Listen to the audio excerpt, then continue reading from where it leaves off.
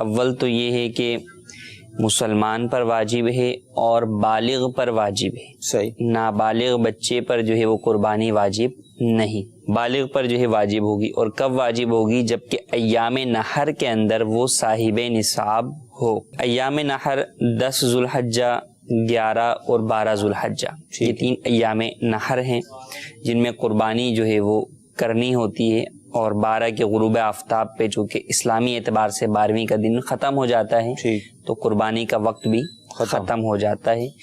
10 ذوالحجہ کی صبح صادق سے جو ہے وہ یہ وقت شروع ہوتا ہے. جو قربانی کے وجوب کا تعلق ہے اس میں ایک یہ کہ مقیم کے اوپر قربانی واجب ہے.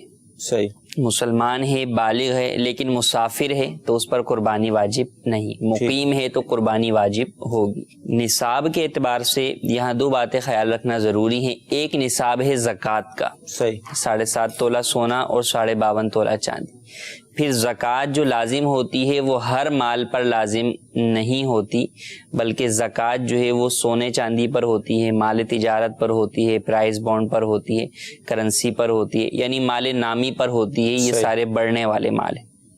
جبکہ قربانی اور صدقہ فطر وغیرہ کا تعلق جو وجوب کے اعتبار سے ہے وہ صرف مال نامی پر نہیں بلکہ اگر مال غیر نامی بھی ہے تو اس پر بھی قربانی واجب ہو جائے گی جبکہ وہ صاحب نصاب ہو. مثال کے طور پہ اگر کسی شخص کے پاس جو ہے وہ 4 موبائل ہیں، ایک جو ہے وہ اس کے حاجت اصلیہ میں ہیں، 3 ویسی گھر میں رکھے ہوئے، تو اب اکثر لوگ یہ سوال پوچھتے تھے رمضان میں ہم سے کہ جناب کیا زکوٰۃ لازم ہوگی؟ تو زکوٰۃ تو لازم نہیں ہوگی. لیکن اب اگر ان 3 موبائلوں کی قیمت جو ہے وہ 52.5 تولہ چاندی کو پہنچتی ہے جو کہ آج کل بہت کم آ چکی ہے، 33,600 کے قریب ہے، تو اگر اتنی پہنچتی ہے تو قربانی اس پر واجب ہوگی. اللہ. اسی طریقے سے صدقہ فطر بھی اس کے اوپر لازم ہوا تھا. تو اس بات کا اسی طرح گھر کے اندر بہت سارا سامان ہے. خواتین کی جانب سے یہ سوال رمضان میں آتے تھے کہ جناب شادی کے بھاری جوڑے ہیں، کیا ان پر زکوٰۃ ہے؟ کہا زکوٰۃ نہیں ہے، لیکن اب موقع آ گیا قربانی کا. تو اب وہ چیزیں ہو گئیں. اسی طرح گھر کا جو اضافی جہیز کا وہ سامان جو استعمال میں آتا ہی نہیں ہے، بالکل ہی فارغ ہی پڑا ہوا ہے، حاجت بھی نہیں ہے اس کی، اب وہ سامان اگر ان سب چیزوں کی مالیت 52.5 تولہ چاندی کو اس وقت پہنچتی ہے تو آپ پر قربانی واجب ہو جائے.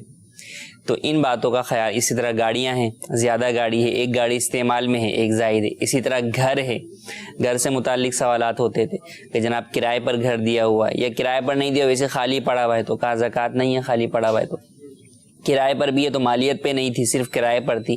لیکن اب جب قربانی کی باری آئی ہے تو اس صورت کے اندر وہ گھر اگرچہ خالی پڑا ہوا ہے یا جو ہے وہ گھر جو ہے وہ کرائے پر ہے اور اسی سے اس کی آمدن نہیں ہے بلکہ ذرائع آمدن اور بھی ہیں، تو اب اس صورت میں گھر کی آمدنی کو نہیں بلکہ گھر کی مالیت کو دیکھا جائے. اگر مالیت نصاب کو پہنچتی ہے تو اس صورت میں قربانی واجب ہوگی.